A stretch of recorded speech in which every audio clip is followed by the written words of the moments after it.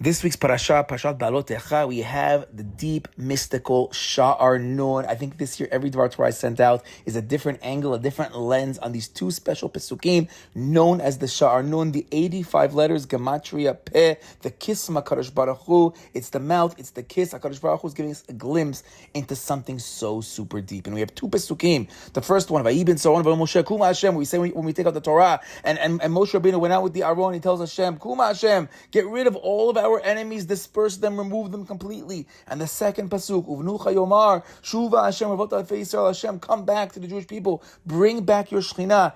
85 letters, which if you open up a Sefer Torah, are bracketed off. As Chazal tell us, there are simaniyot, there are simanim, there are symbols on both sides, or as it's also known as, there are nunim afuchim. They were backwards nuns, because if you look at these little symbols, these little brackets, they kind of look like backwards nuns. Actually, if you look a little bit closer in today's Sefer Torah, most Sefer Torah today make them as kind of like the letter Z, but they're known as the backwards nunim, the nunim afuchim, the nun being the letter nun in the Hebrew alphabet, also being gematria 50, because it's a hint to the Shaar Nun. Now, what is the Shaar Nun?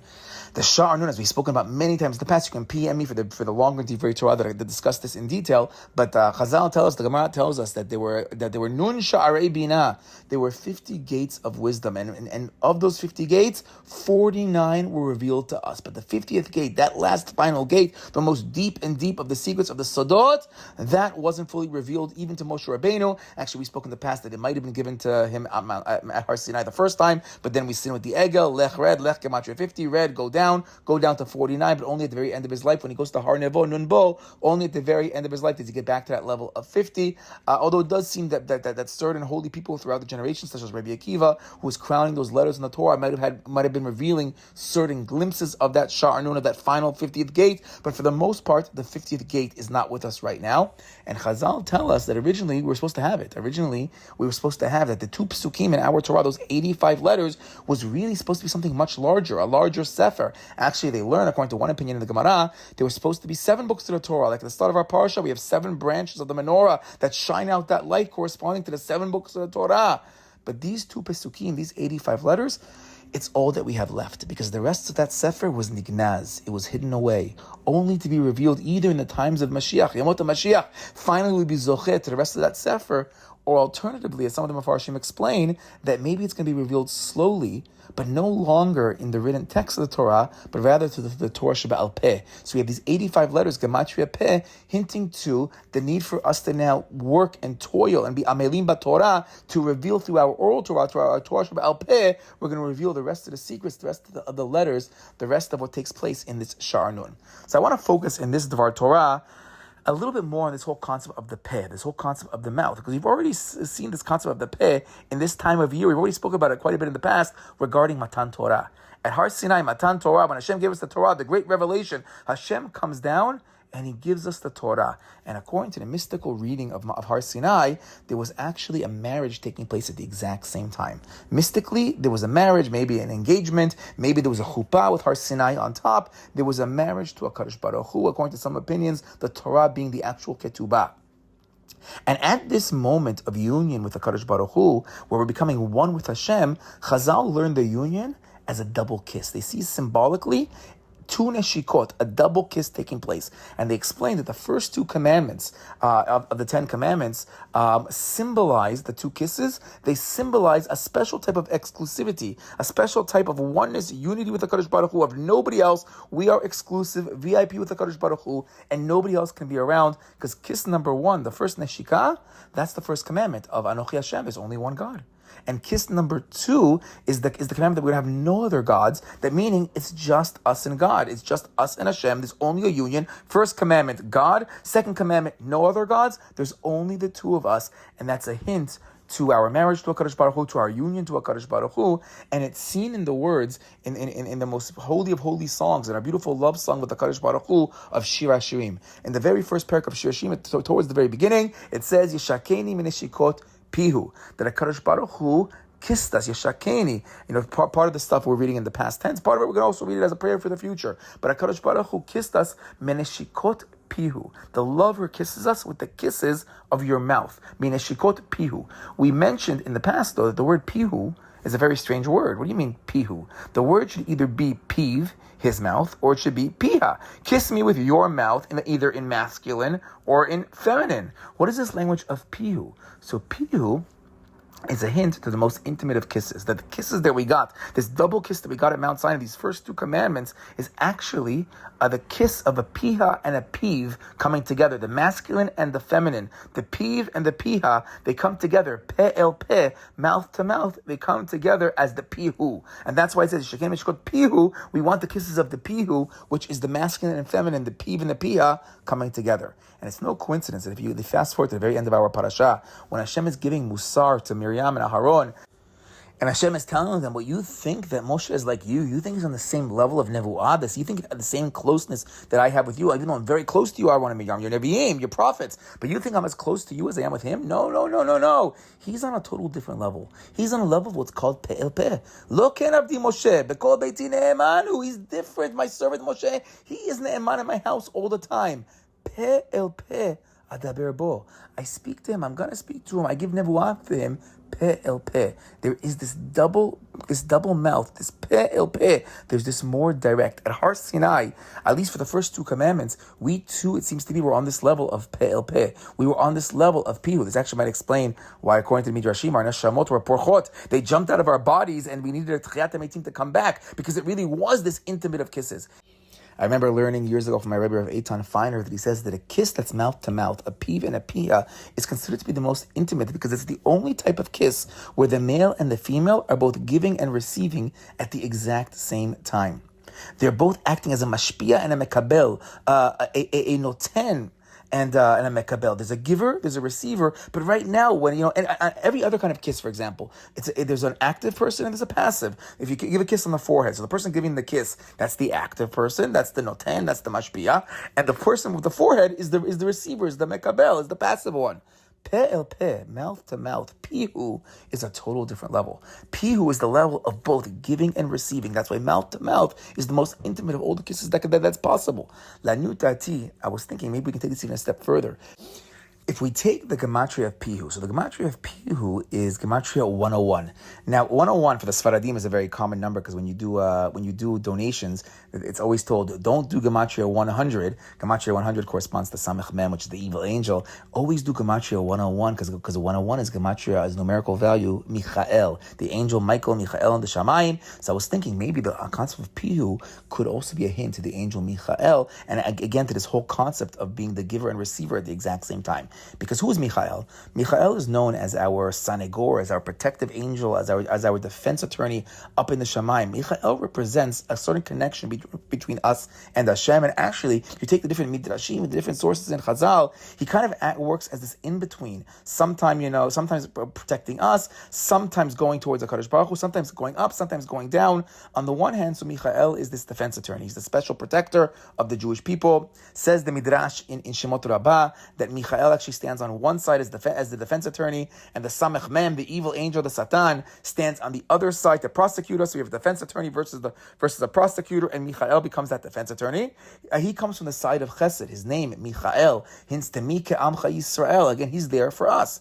At the same time, we also find in Chazal that he's only able to do his holy service in the Shamayim, bringing up those korbanot of Esh, those fiery offerings, the fiery service that he does up in the Mishkan Shel Mala, only after we do our avodah down below, when we bring our korbanot down below. And even today, they say the Malachim in the Shamayim aren't going to say Kadosh, Kadosh, Kadosh in the Shamayim until we down below say Kadosh, Kadosh down below. But it seems to be Michael also. He's the Kohen Gadol in the Mishkan in the Shamayim. He's waiting for us to take the first step. When we say Mi Kamocha Bailim Hashem, also hinted to in the name Michael, then Michael can do the exact same thing. So the role of Michael, he's the 101, he's the pihu. He's going to represent that concept of mashpia and mekabel, the giver and the receiver, the tachton and the elyon, the tata'an, the ilah, all the same concept. It's the double peh from the feminine and the masculine all coming together at the exact same time. That's the concept of 101. That's the concept of pihu. That's the concept of the angel Michael.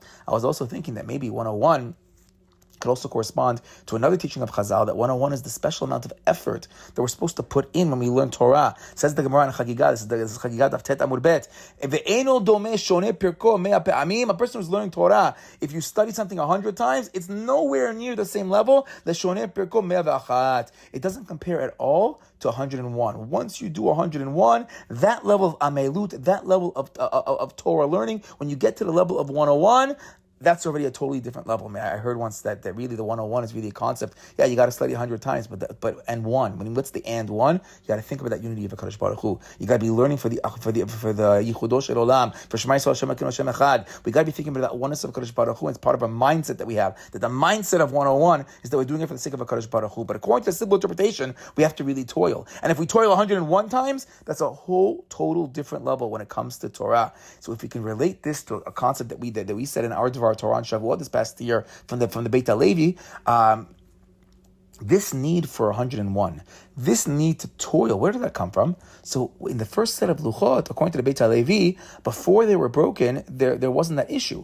It's only, meaning we didn't forget anything. We didn't have to toil so hard. There wasn't even supposed to be a Torah Sheba'al Peh. We were on the level of Pihu because Hashem just gave it to us on that level. But then after we had sinned, the first luchot were broken. The letters themselves were porchot. They flew back up into the Shamayim. And when those letters flew back up into the Shamayim, that is the point in time when we needed a Torah Sheba'al Peh. That is the point, according to the Beit HaLevi. Or if we take it from the angle of the Mekubalim, they explain Yisrael stands for Yeshishim Ribo Otiot La Torah. There are 600,000 letters to the Torah, because meaning every single person of the Jewish people, our neshamot, our 600,000 root souls, have their place, have their corresponding part. Yisrael, they connect to each of the letters of the Torah. But as we said in the past, if you count the letters of the Torah, we only have 300,000 letters. Where the extra letter? We're missing 300,000. We only have half. Where are those letters? So that, according to some of the Mekubalim, is found in the Shaar Nun. When the Samech and Mem flew back up to the Shamayim, as we learned that the Luchot became too heavy because those two letters went back up. When the Samech and the Mem, they went back up, those actually correspond to the 300,000 letters of the Shaar Nun that now has to be replaced with us toiling in Torah. Those are the missing letters that we no longer have in the Torah. We got to bring it out, Be'al Peh. We now got to work on it through the oral Torah. I saw in Sefer Yahel Ora from the Golem of Vilna that the hiding away of the Shaar Nun, this whole concept of nignaz, that the hidden sodot of the Torah are being removed with the Shaar Nun, is hinted to by the missing Nun itself. We have a missing Nun in other places. In Behaalotecha, we go through, we praise the HaKadosh Baruch Hu to the Aleph Bet, the Nun is missing. So Chazal tells us on the simple level, why is the Nun missing? Because there was a nefilah, there was a falling, and we don't want a falling. As we mentioned in the other Dvar Torah we sent out this year from Moshe Wolfson, that the falling is referring to a falling into the Galut. And the letters of the Torah, these 300,000 missing letters, they now went into Galut as well, and now we got to try to bring it out. Whereas the Beit HaLevi explained in his Dvar Torah, Hashem only needed an oral Torah. We only have to work and toil so hard because because when we go out into the Galut, we need to protect our exclusivity with the HaKadosh Baruch Hu, and that's being done through having a Torah Sheba'al Peh.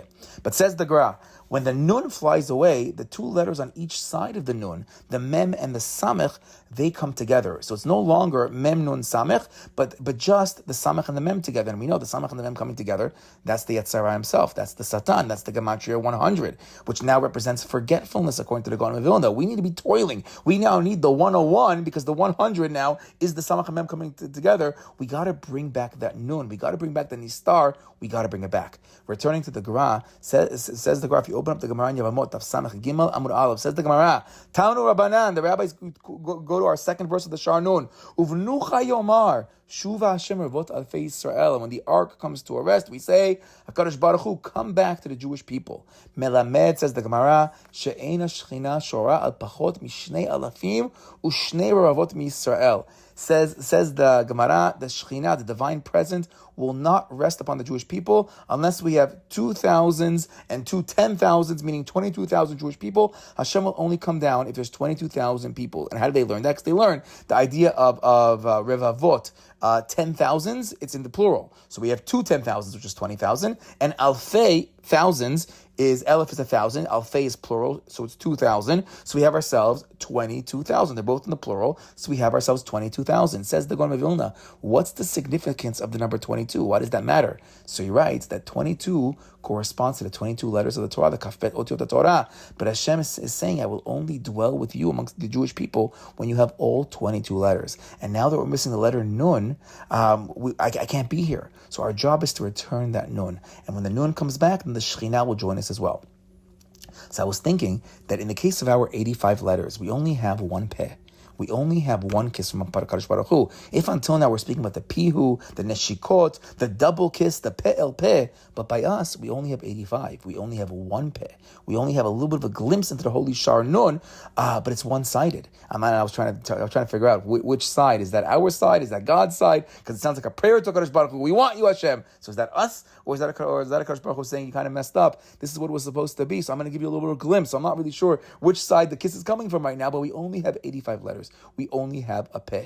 So I saw an interesting idea in the writings of Manitou, Rav Yehuda Leon Ashkenazi, so now Julian rabbi, also from France, who then came to Eretz Yisrael, had a big following here in Eretz Yisrael, where he notes that in a totally different, he is actually speaking about a total different context, that the number 85, he writes, is actually hinting to, it's a remez, that we don't have the full picture. That even in the number 85 itself, Gematria Peh. So I want to borrow his idea and bring it to us. B'ezrat Hashem, we'll try to have another recording where we actually discuss his approach. But Moshe Rabbeinu, we know, he only makes it to the 49th level. He only makes it to the Mem Tet level. He doesn't make it to the 50th level. He doesn't make it to the Shaar Nun itself. Chazal tell us, where do we learn that from? It's hinted to in the Pasuk in Tehillim, V'tachsarehu me'at me'elohim. The Pasuk says, and a little bit was chaser, a little bit me'at, a tiny bit was held back from Elohim. And so we've always said in the past that what was held back, instead of getting to the 50, instead of getting to the Nun, a little bit was held back. One was held back, so we only have 49. And the concept of that one being held back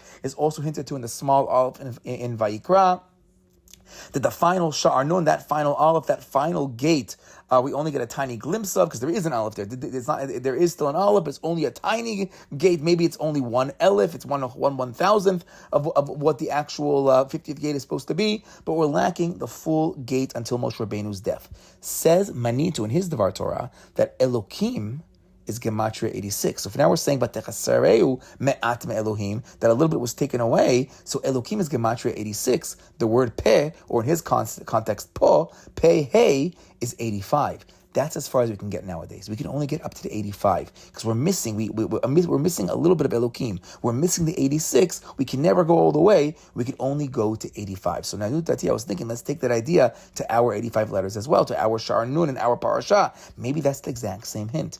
Hashem is telling us we aren't there yet. Even Moshe Rabbeinu at this point, we're not there yet. We messed up, so we only have 85 letters. We didn't get to the 86. We didn't get to the Elokim. We didn't get to the 50. And maybe only at the end of the Torah, Moshe Rabbeinu himself was going to get there, because in Parashat Vezot Beracha, Moshe Rabbeinu was finally called the Ish HaElohim. He finally maybe gets to that level of 86. And he's going to get to that level at the very, very end of the Torah, when he ascends that mountain, which is known as Har Nevo, Har Shenun Bo. He's going to get to that 50. So right now, we only have 85. We're missing the 86, we're missing the Elokim, we're missing the Shaar Nun, but B'ezrat Hashem, we're getting a little bit of a glimpse, and if we can really work and toil, B'ezrat Hashem, get to that 101, get to that pihu, we'll be able to get that double kiss. Shabbat Shalom.